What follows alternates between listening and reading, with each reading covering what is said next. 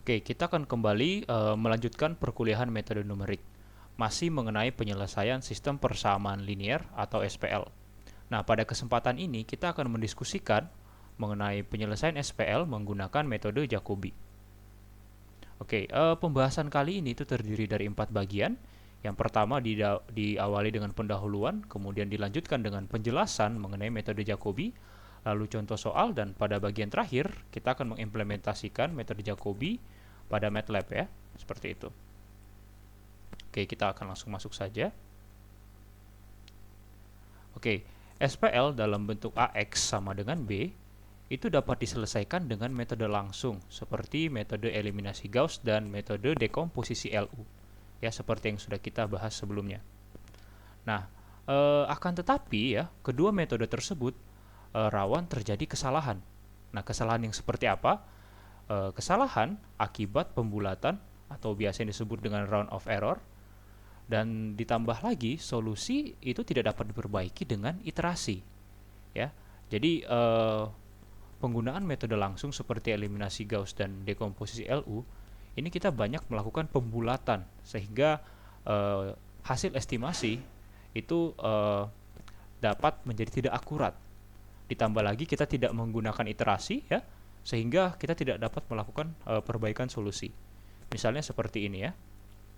Nah, di sini ada SPL ya yang terdiri dari 3 variable unknown, yaitu X1, X2, dan X3. Misalkan kita akan menyelesaikan SPL ini dengan menggunakan metode eliminasi Gauss. Nah, seperti yang sudah kita bahas di kuliah sebelumnya, ada 2 tahapan dalam metode eliminasi Gauss, yaitu eliminasi ke depan dan substitusi ke belakang. Nah, kita lakukan dulu eliminasi ke depan, maka nanti kita akan memperoleh matriks segitiga atas ya. Nah, setelah ini kita lakukan substitusi ke belakang sehingga kita peroleh estimasi dari X1, X2, dan X3 ialah sebagai berikut. Nah, kita lihat ya, di sini hasil estimasinya berupa bilangan desimal. Padahal solusi eksak dari SPL ini ialah berupa bilangan bulat seperti ini. Nah, di sini kita lihat ya, antara solusi eksak dengan hasil estimasi itu ada perbedaan. Nah, mengapa bisa terjadi perbedaan hasil estimasi seperti ini? Nah, karena dalam proses perhitungan tadi kita melakukan banyak pembulatan ya, sehingga hasilnya tidak seperti solusi eksak. Nah, ini baru 3 variabel. Kalau variabel unknown-nya makin banyak atau dimensi dari SPL ini semakin besar, maka akan semakin banyak kita melakukan pembulatan ya, akhirnya solusinya nanti akan semakin jauh dari solusi sebenarnya. Nah, seperti yang kita bilang tadi ya, semakin banyak variabel unknown dalam SPL, maka semakin besar round of error-nya karena kita banyak melakukan pembulatan. Ya, misalkan seperti ini. Nah, ini ada sebuah SPL yang terdiri dari 9 variabel unknown ya, atau memiliki dimensi 9. Nah, kalau kita menggunakan metode langsung seperti eliminasi Gauss atau dekomposisi LU, maka kita akan banyak sekali melakukan pembulatan dalam perhitungannya. Ditambah lagi dengan dimensi yang besar seperti ini, maka penggunaan metode langsung itu menjadi tidak efisien ya, akan makan waktu yang cukup panjang dan lama, dan banyak kesalahan-kesalahan yang akan kita hadapi dalam perhitungannya. Ditambah lagi kita tidak bisa melakukan perbaikan solusi dengan menggunakan iterasi. Nah, oleh karena itu diperlukan metode penyelesaian SPL yang dapat meminimalkan round of error dan dapat memperbaiki solusi secara iteratif, khususnya untuk SPL yang dimensinya tinggi atau banyak variabel unknown seperti ini ya. Jadi kalau kita menyelesaikan SPL dengan 3 variabel unknown ya, itu masih bisa, 3 atau 4 masih bisa kita menggunakan metode langsung. Tapi kalau sudah lebih dari 4 ya, seperti 5, 6, bahkan lebih ya, 9 seperti ini, atau bisa lebih lagi dari ini, nah maka kita harus menggunakan metode yang iteratif ya, yang bisa dilakukan perbaikan solusi dan memperkecil adanya kesalahan akibat error. Oke, ini adalah klasifikasi dari metode ya, metode penyelesaian SPL. Nah, kita di sini akan membahas metode tidak langsung ya. di mana metode tidak langsung ini metode penyelesaian SPL dengan menggunakan iterasi. Ada dua metode yang akan kita diskusikan, yaitu metode Jacobi dan metode Gauss-Seidel. Nah, pada kuliah ini kita akan khusus membahas mengenai metode Jacobi. Oke, sebelum kita masuk ke dalam metode Jacobi, terlebih dahulu kita akan diperkenalkan dengan konsep jarak atau norm, ya. Mari kita simak dulu. Nah, error perhitungan itu merupakan selisih atau jarak antara perhitungan iterasi saat ini dengan iterasi sebelumnya. Nah, semakin kecil nilai error, maka solusi itu semakin mendekati konvergensi. Ya, jadi kalau hasil iterasi saat ini dikurangkan dengan hasil iterasi sebelumnya itu selisihnya kecil, maka dia akan semakin mendekati konvergensi, ya.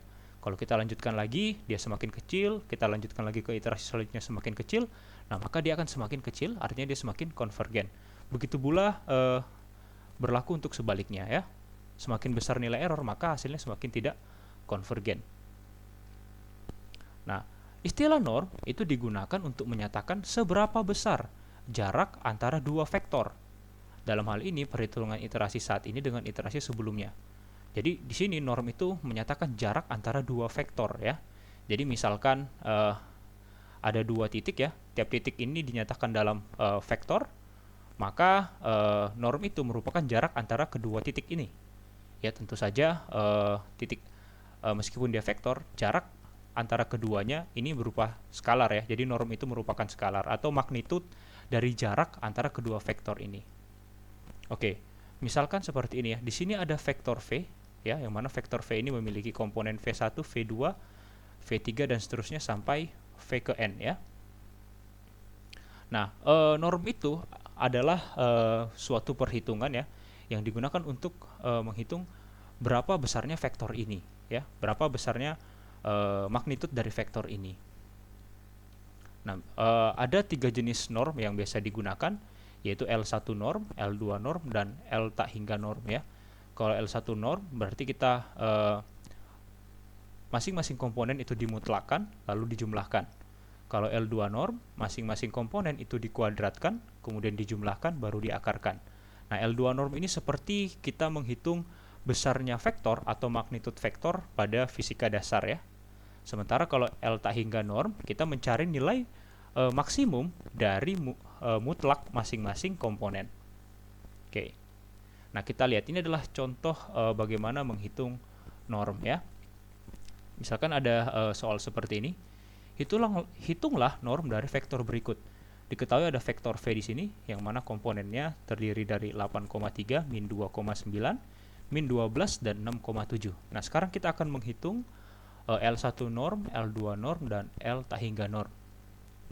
L1 norm berarti kita memutlakkan masing-masing komponen kemudian kita jumlahkan, sehingga kita dapat norm dari V1, ya, norm 1 dari V itu 29,9.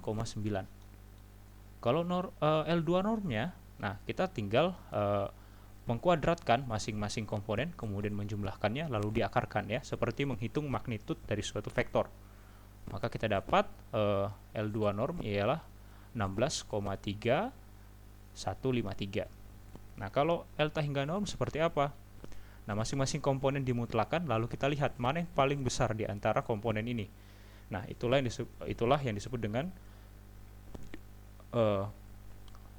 L norm tak hingga dari vektor V. Dalam hal ini nilainya sama dengan 12. Nah, sebenarnya kita membicarakan konsep norm ini untuk apa? Nah, sebenarnya norm ini kita akan gunakan untuk menghitung error, ya, karena norm itu adalah jarak. Dalam hal ini, jarak antara hasil perhitungan solusi iterasi saat ini dengan iterasi sebelumnya. Ya, jadi dengan menggunakan konsep norm ini, maka kita akan mengetahui berapa error, ya, error hasil estimasi di iterasi sekarang dengan iterasi sebelumnya. Jadi norm ini akan kita gunakan untuk nanti menghitung error. Berarti nanti di sini adalah vektor error, ya. Vektor error nanti itu isinya berupa selisih masing-masing komponen. Nah, nanti kita akan lihat, ya. Nah, pada di kuliah ini, ya, khususnya pada pembahasan ini, kita akan fokus menggunakan L1 norm, ya. Jadi kita akan menghitung error dengan menggunakan L1 norm. Nah, seperti apa? Nanti kita lihat ya. Kita lanjut. Nah, sekarang kita akan masuk pada penjelasan mengenai metode Jacobi. Nah, metode Jacobi atau metode iterasi Jacobi itu merupakan salah satu metode penyelesaian SPL secara iteratif. Secara iteratif itu artinya kita memberikan solusi atau tebakan awal, lalu tebakan awal tersebut kita masukkan lagi ke perhitungan untuk diperbaiki sehingga mendapatkan solusi baru. Kemudian solusi baru ini kita iterasi lagi ya, kita masukkan lagi ke perhitungan, kita dapat solusi baru dan seterusnya sampai memenuhi kriteria tertentu, dalam hal ini batas errornya.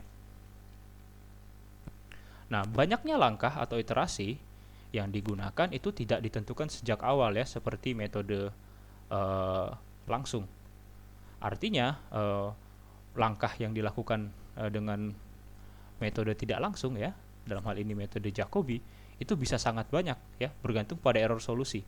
Semakin konvergen, artinya langkahnya akan langkah selanjutnya itu tidak akan banyak seperti itu. Karena tujuan dari metode iteratif itu kita mencapai kekonvergenan ya, atau mencapai konvergensi. Seperti itu. Nah, penyelesaian secara iteratif ya, seperti metode Jacobi ini sangat baik digunakan untuk SPL yang memiliki dimensi tinggi atau yang memiliki banyak variabel unknown ya, seperti yang sudah dijelaskan sebelumnya. Oke, metode Jacobi ini itu dapat diterapkan pada SPL apabila SPL tersebut memenuhi asumsi-asumsi sebagai berikut. Yang pertama, SPL memiliki solusi unik. Apa maksudnya? Nah, solusi unik artinya nilai X1, X2 sampai dengan X ke N itu hanya bisa diisi oleh sebuah bilangan. Ya, hanya satu bilangan, tidak bisa diisi oleh lebih dari satu ya. Kalau dia lebih dari satu, artinya solusinya tidak unik. Misalkan X1, X2, ya ini solusinya adalah 2, 1 dan seterusnya. Nah, X1, X2 hanya bisa diisi dengan bilangan tersebut ya, tidak bisa diisi dengan bilangan lain.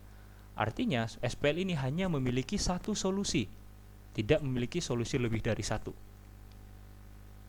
Nah, yang kedua, komponen diagonal dari matriks A itu tidak nol. Nah, seperti apa itu maksudnya? Nah, SPL ini kalau kita ubah ke matriks ya, menjadi matriks AX sama dengan B. Nah, komponen diagonal dari matriks A itu tidak boleh ada yang nol ya. Seperti ini. Jadi komponen diagonal dari matriks A itu tidak boleh ada yang nol. Kalau ada yang nol, maka metode Jacobi ini tidak bisa diterapkan pada SPL tersebut. Nah, seperti itu. Jadi, untuk menggunakan metode Jacobi, SPL yang ingin kita selesaikan itu harus memenuhi dua asumsi ini. Oke, langkah-langkah dalam penyelesaian SPL iterasi Jacobi adalah sebagai berikut. Langkah pertama, selesaikan persamaan 1 untuk memperoleh X1. Kemudian gunakan persamaan 2 untuk memperoleh X2, dan seterusnya. Ini dilakukan untuk memperoleh persamaan yang ditulis ulang. Sebagai berikut. Ya, ini misalkan adalah SPL yang ingin kita selesaikan ya. Maka kita gunakan persamaan 1 untuk memperoleh X1. Lalu kita gunakan persamaan 2 untuk memperoleh X2. Persamaan 3 untuk memperoleh X3 dan seterusnya sampai persamaan ke N kita menggunakan persamaan ke N untuk memperoleh Xn. Nah, jadinya seperti ini ya. Nah, kita memperoleh persamaan untuk mendapatkan X1, X2 dan Xn.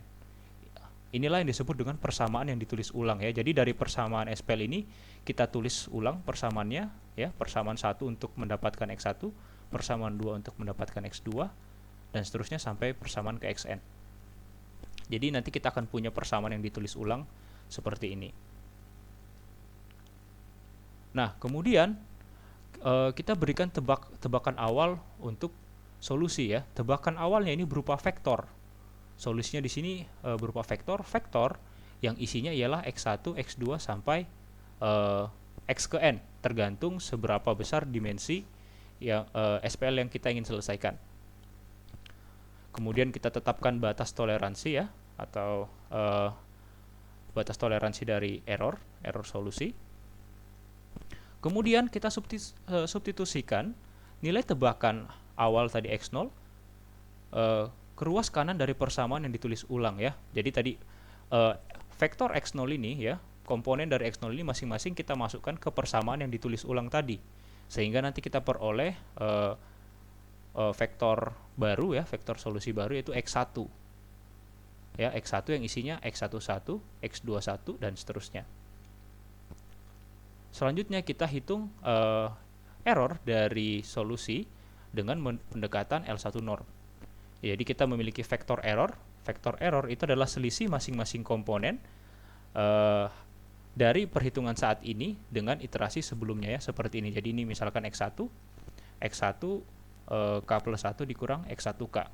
Dalam hal ini berarti ini X11 dikurang X10, X21 dikurang X20 dan seterusnya. Ini adalah vektor dari error. Maka selanjutnya kita akan menghitung normnya dengan menggunakan L1 norm, pendekatan L1 norm ya. Jadi kita akan tulis nanti errornya seperti ini ya. Jadi errornya kita hitung menggunakan pendekatan L1 norm ya. Seperti itu. Nah, atau secara umum ya, metode iterasi Jacobi itu dapat solusi dari persamaan iterasi Jacobi itu dapat dituliskan secara umum dengan persamaan ini.